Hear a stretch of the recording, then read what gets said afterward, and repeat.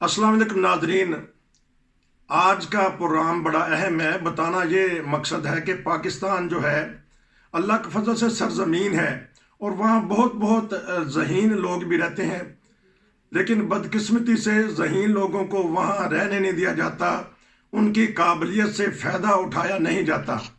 इसलिए तो वहाँ से देखें कि बड़े बड़े साइंसदान, बड़े बड़े इंजीनियर, बड़े बड़े काबिल लोग, बड़े बड़े बैंकर उस मुल्क को छोड़ के चले गए हैं, हालांकि उन्होंने तालीम वहीं ही पाई होती है। इसमें मजहबी इंतहा पसंदी भी शामिल हो जाती है, सियासी बातें भी हो जाती हैं। अभी हाल ही में कहने वाले कहते हैं कि एक साल के अंदर तकरीबन 1 मिलियन 10 लाख के करीब, हो सकता है कुछ कम भी हों, मुल्क लोग छोड़ चुके हैं। और लोग परेशान हैं कि वहाँ महंगाई है, बेरोज़गारी है, मजहबी इंतहा पसंदी है, सियासी इंतहा पसंदी है, कुछ इस तरह के अनासर हैं। अभी एक ख़त नज़रों से गुजरा है, तो वो वकालतनामा जमा कराते हुए या जो इसका तरीक़ेकार है कोई मेंबरशिप लेने का, वहाँ पे एक हलफनामा देना पड़ेगा अपने ख़त्म नबूवत का। बहरहाल अभी तक तो देखने में यही आया था कि जहाँ कोई अहम पोस्ट होती है वहाँ ऐसे हलफनामे होते हैं, लेकिन ऐसे हलफनामे अगर हमारी अदालतों में भी आ जाएं, हमारे निकाह फार्मों में भी आ जाएं, तो उस मुल्क का क्या बनेगा। मेरे साथ हैं आज दो बहुत ही प्यारे दोस्त। एक तो हाई कोर्ट के वकील हैं, दूसरे शेख हमीदुल्ला साहब हैं। उन्होंने भरपूर ज़िंदगी और मुल्क की खिदमत करते करते ज़िंदगी गुजारी है। आजकल वो कनाडा में है। दोनों भाइयों को जी बहुत शुक्रिया जी। अस्सलाम वालेकुम। मैं सबसे पहले सरदार साहब, वकील साहब, आपसे पता करूंगा, आपने भी वहाँ वकालत की है, तो उस वक्त हो सकता है ये चीज़ ना हो। बताइएगा कि ये अब ऐसा ऐसा ऐसी चीज़ें हमारे मुआशरे में जन्म ले रही हैं, पंप रही हैं। बताइएगा, ये हलफनामा पहले बताइएगा, फिर उसके ऊपर बात करेंगे। जी, ये एक नादरा कवानीन के अंदर अमेंडमेंट की गई थी 21 नवंबर 2019 को। उसके बाद फिर तमाम इदारे, तालीमी इदारे, सबसे जो इदारे हैं वहाँ पे खत्म नबूवत के बयान अल्फी लाजमी करार दिए गए, और उसके बाद उसके इंदराज को भी तरीकाकार पुराने से मुख्तलिफ किया जो शहर के दौर में आया था। तो इसी सिलसिला में आज से कोई 3 साल पहले इस्लामाबाद बार के अंदर उन्होंने इस तरह का, बार काउंसिल ने इस तरह का एक मुतारफ करवाया था, लेकिन उस वक्त वहाँ के जो सेनेट थे मुस्तफा खोखर, उन्होंने इनकार कर दिया था। उसके बाद फिर उस टाइम सुप्रीम कोर्ट बार के जो प्रेसिडेंट थे वो थे आबद साकी। तो आबद साकी जैसे लोगों ने, जो कि वो आसफा जहांगीर ग्रुप के थे, तो उन्होंने इन चीजों को रोका था। लेकिन बदकिस्मती से ये उसके बाद फिर लाहौर में कुछ लोगों ने इस पे बात की, या चिनौर में कुछ लोगों ने बात की है, लेकिन पता चला कि वो उनकी अपनी डिग्रियां ही चली थी। अच्छा। वो मामलात हमारा रुक गए। असगर नाम था उन वकील साहब का, वो उन पे केस भी चला था, बार काउंसिल में फारग हो गए थे वो। पर अब ये गुजरात किया है, तो ये पिछले 3-4 साल के अंदर जब पाकिस्तान के अंदर जिस तरह का बीज बोया गया, और जिस तरह का लब्बैक वालों ने, खत्म नबूवत वालों ने जाके बार काउंसिल को टारगेट करके उन्होंने वहां पे प्रोजेक्टर लगा के उन्होंने खत्म नबूवत में बातें की, और उन्होंने हर बार के अंदर खत्म नबूवत के लायर फोरम बनाए। ये इस तरह के जब फोरम बने तो फिर उनका बाई प्रोडक्ट जो है, ये इस तरह की बातें चूंकि चलती रही हैं, शायद मुल्तान बार की और किसी और बार ने भी किया था, लेकिन उस पर इम्प्लीमेंट नहीं हो सका था। अब ये है कि गुजरात बार ने दोबारा उस पर किया है, लेकिन बदकिस्मती से किसी बार ने आज तक इस पे बात पे कदर नहीं लगाई है कि किसी चोर, डाकू, बद किरदार, जानी, अगवा करनेकार, दहशतगर्द के लिए वकालत करने पे या उस पे कोई किसी जगह पे ज़ाब्ता इखलाक बनेगा, उस पे नहीं हुआ, लेकिन घूम फिर के खत्म नबूवत पे आ जाता है। बेसिक इसके पीछे स्ट्रेटेजी ये है, क्योंकि एमडीओ पे पिछले 3-4 साल से केसेस की भरमार है, और सलाम पे केस भी है, उनके घरों पे जाके वो बैनर लगाते हैं, फिर पर्चे होते हैं, हजारों तरह के केस हो रहे हैं। यानी आप अगर रिकॉर्ड उठा कर दिखा लें 84 से लेके, या फिर आप अगर 1930 में चले जाएं जहां से 295 ए बनी थी, और फिर 84 में जब 95 जाके सी बनी, तो आप अगर देख लें और पिछले 3 साल का रिकॉर्ड आपको निकाल के देख लें, तो आपको वो उसमें 3 गुना ये इजाफा नजर आएगा। جب اس طرح کے جھوٹے کیس پر ایشو ہوئے تو پھر ظاہر ایم ڈی وکلا جو تھے وہ وہاں پہ ڈیفینڈ کرتے تھے. تو یہ اس چیز کو روکنے کے لیے ایم ڈی وکلا جو ہے وہ بار کونسل کے اندر ان کی رجسٹریشن نہ ہو، روکنے کے لیے یہ ایک سازش ہے، ایک گنونی حرکت ہے، اور ایم ڈی او کو روکنے کے لیے یہ کیا گیا ہے. اب دوسری بات یہ ہے کہ ہماری عدالتوں کے اندر پہلے سے ہی آپ دیکھ لیں، جا کے دیکھ لیں آپ کو کہ وہ سبز پگڑی والا بھی نظر آ جائے گا، کالی پگڑی والا بھی نظر آئے گا، سپاہ صحابہ کا نظر آ جائے گا، اہل حدیث کا بھی نظر آ جائے گا. تو اس طرح کی پہلے سے بھی ایک چیزیں موجود ہے، پچھلے 3-4 سال سے موجود ہے. اب ان کو قانونی شکل دی جا رہی ہے. تو یہ اس طرح کے معاملات ہیں. میں چلتا ہوں کینیڈا.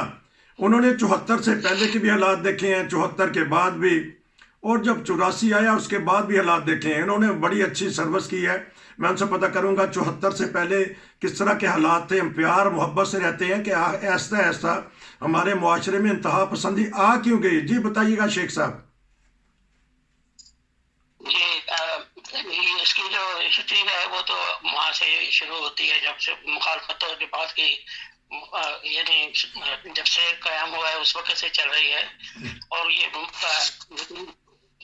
انسانی حقوق کا جہاں تک تعلق ہوتا ہے اس کے تو حدیں جو ہیں زیادہ تر جو فیصلہ ہوا تھا 1974 میں ہمارے خلاف جب ایم ڈی کو غیر مسلم قرار دینے کی قرارداد منظور کی گئی تھی، لیکن اس وقت اتنی عملی طور پر اتنا نہیں تھا. جب ضیاء کے زمانے میں آ کے انہوں نے جو قوانین بنائے اس سے پھر انسانی حقوق جو ہے شدت سے محسوس ہونے لگے. اور شروع میں انہوں نے تو جو ابتدا کی تھی وہ یہ حلف نامے کی اور اپنے آپ کو مسلم جو بھی ڈکلیئر کرے گا وہ ہمارے بینکوں میں بھی اس طرح کے وہ حلف نامے آ گئے تھے. اور وہ انہوں نے جو بھی اپنے آپ کو ڈکلیئر کرنا ہوتا تھا کہ آپ نے اپنے آپ کو جو اگر آپ نے مسلم لکھنا ہے تو پھر حلف نامے کرنے ہیں، وہ مذہب کا کھانا انہوں نے شامل کر دیا تھا. اور اس کے لیے اس کے بعد جو ہے وہ عملی طور پر یہ آہستہ آہستہ بڑھ رہا ہے.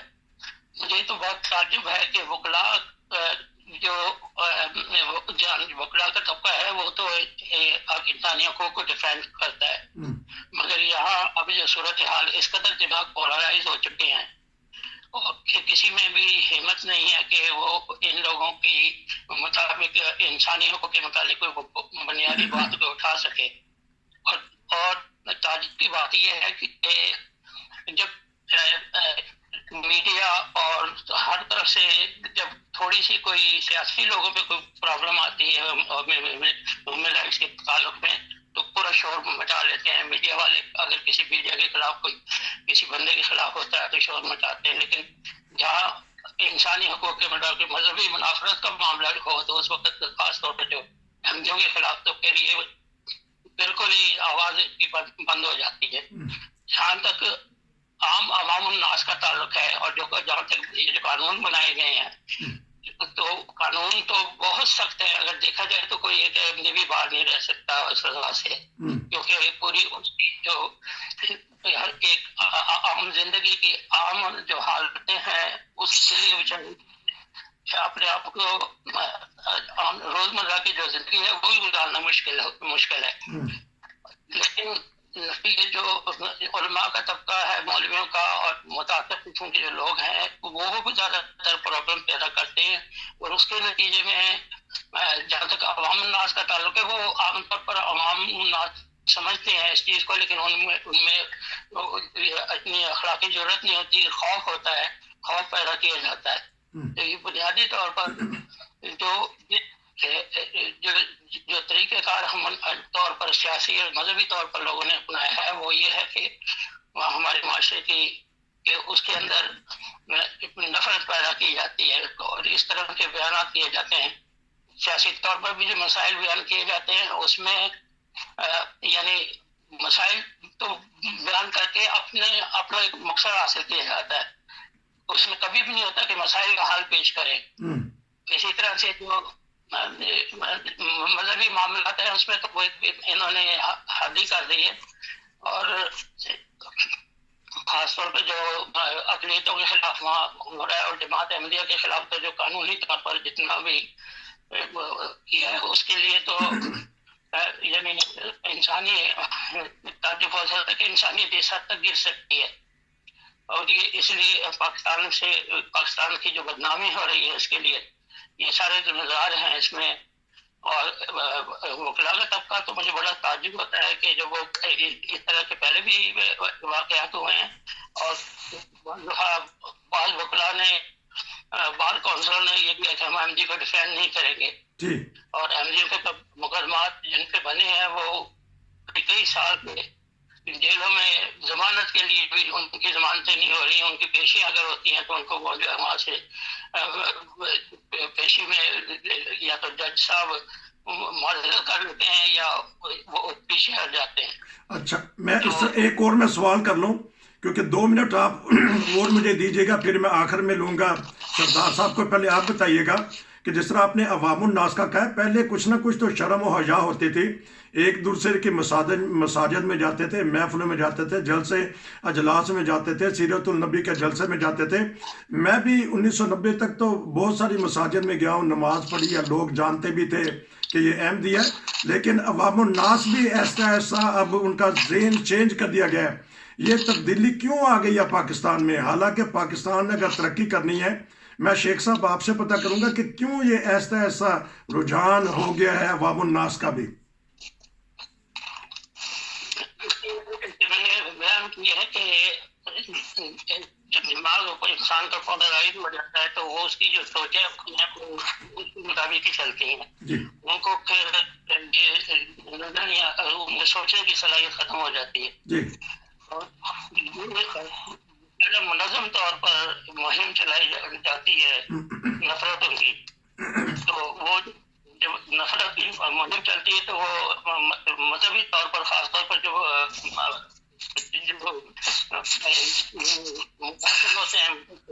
اچھا ایک تو آپ کی بات کا تھوڑا سا مسئلہ آ رہا ہے, تو بہت زبردست آپ نے پوائنٹ اٹھایا. میں چلتا ہوں سردار صاحب کے پاس.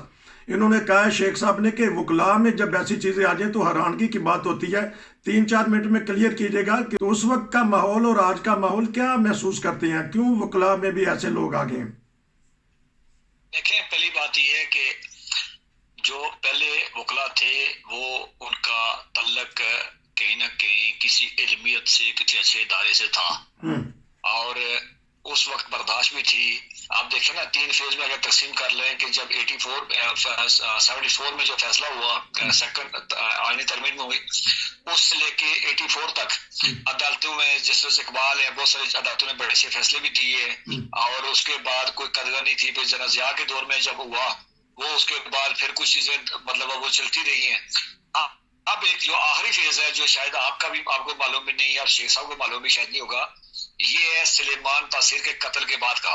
ٹھیک جس فیز کے اندر جا کے جہاں پہ معاملات اتنے بگڑے ہیں کہ کوئی بندہ بات نہیں کر سکتا ہے. اس کے بعد آپ نے دیکھا ہر تیسرے دن ناموس رسالت کے نام پہ یا توہین رسالت کے نام پہ جس کو جو آیا قتل کیا, اور ایک بندے نے نہیں کیا, 3 سے لوگوں نے بندے کو پتھر مار کے مارا ہے. روز کے واقعات ہر مہینے ہوتے, تھانے جلے, لوگوں کو جلایا گیا. اب وہ جو کسی یہاں پہ آپ نے لفظ شرم حیا کیا تھا وہ ختم ہو گیا اور میڈیا کے جو لوگ 2-4 بولتے تھے وہ بھی خاموش. آپ سے پہلے پروگرام دیکھ رہے ہیں آپ کو انیک داجی اور کچھ لوگ آپ کو کہیں نہ کہیں بات کرتے ہوئے نظر آ جاتے تھے, لیکن اس کے بعد وہ لوگ بھی میڈیا چھوڑ کے چلے گئے. اب جو میڈیا میں بیٹھے ہوئے وہ بھی اس طرح کے بیٹھے ہوئے ہیں, جو انسانی حقوق کی تنظیمیں ہیں وہ بھی خاموش ہو گئی ہے. میں نے کہا پھر پروجیکٹر لگا انہوں نے بار کونسلز کو دی ہے. اب اس میں کیا ہے مالی فائدے یہ ہیں کہ ایک وکیل جو اس طرح کا کیس کرتا ہے یا اس طرح کے معاملات پڑھتا ہے تو وہ ہوتا کیا ہے اس کی کلیکٹیج بڑھتی ہے, اس کو پیسہ آتا ہے. میں نے خود دیکھا ہوا ہے کہ ایک مولوی جس کے پاؤں میں جوتا نہیں ہوتا ہے جب کسی توہین رسالت کا پرچہ کرواتا ہے, جھوٹا پرچہ ہوتا ہے, تو وہ مولوی ہار میں پیشی پہ چندہ اکٹھا کرتا ہے. کیس کا جو بھی فیصلہ ہو, لیکن اس ٹائم تک وہ مولوی جو ہے جب وہ کیس کا فیصلہ ہوتا وہ MPA کا امیدوار بھی ہو چکا ہے, اس کے پاس گاڑی بھی آ چکی ہوتی ہے اور اس کے پاس جو ہے وہ کم از کم 4-6 ہزار لوگ اس کے جو ہے وہ ذاتی تعلق والے بن چکے ہوتے ہیں. اسی طرح جو وکیل صاحب کرتے ہیں اور وکیل صاحب کے 4-5 ہزار لوگوں کے اندر واقفیت ہو چکی ہے. بیسک یہ کاروبار ہو چکا ہے اور مذہب کا کاروبار جو ہے وہ رکنے کا نام نہیں لے رہا ہے. باقی جہاں تک اس طرح قوانین کا تعلق ہے یہ قوانین بڑھتے رہے. میں نے کہا کہ اگر آپ ریشو نکال کے دیکھ رہے ہیں آپ 1930 سے لے کے 84 سے لے کے اب تک 1930 سے لے کے ٹوٹل 7 کیس رجسٹرڈ ہوئے جب ہندوستان بھی پاکستان کے ساتھ تھا، اور 84 سے لے کے اب تک تقریباً 7000 کیس رجسٹرڈ ہو چکے ہیں. اگر آپ ان کو کریں تو یہ کو 40 گھنٹے کے اندر آپ کو ملے گا. اور اس کے بعد کسی بندے کو سپریم کورٹ سزا موت نہیں ہوئی، لیکن جا کے آپ دیکھیں اگر تو آپ کو کم از کم 70 سے 90 بندے جو ہیں، جس میں جج بھی شامل ہیں، گورنر بھی شامل ہے، وزیر بھی شامل ہے، یہ مارے گئے. تو یہ کاروبار بنا ہوا ہے اور معاشرے کے اندر سے برداشت ختم نہیں ہوئی ہے. معاشرے کے اندر سے جان بوجھ کے معاشرے کو زہر آلود کیا گیا ہے، اور وہ زہر آلود جو معاشرہ ہے وہ یہی کرے گا. جہاں تک ہم نے وکیلوں کی بات کی، وکیل بھی اسی معاشرے کا حصہ ہیں، اور وکیل بھی اسی سسٹم کے حصہ ہیں، اور وکیلوں کے وہاں سے روزی روٹی اس میں تو وہ کیا جا رہا ہے. آپ کا بہت شکریہ. آپ نے جو الفاظ کہا ہے کہ مذہب کاروبار بن گیا ہے پاکستان میں، سیاست کاروبار بن گیا ہے، انتہا پسندی شر پسندی کاروبار بن گیا ہے. اگر ملک نے ترقی کرنی ہے تو حکمرانوں کو چاہیے کہ یہ جو اس طرح کا جھوٹا کاروبار کر رہے ہیں مذہب کے نام پہ، سیاست کے نام پہ، ان کو اگر ختم کریں گے تو ملک نے ترقی کرنی ہے. کیونکہ یہ واحد اسلامی ایٹمی ملک ہے، لیکن بھوک اور افلاس کا وہ مرکز بن چکا ہے. آپ دونوں بھائیوں کا بہت شکریہ. ناظرین، یہ تھا آج کا پروگرام اسپیشل، کیونکہ آج کے دن وہ حلف نامہ گجرانوالہ بار میں پیش ہونا تھا. باقی انشاءاللہ ہم آپ کو بتاتے رہیں گے. آپ کا شکریہ جی. السلام علیکم.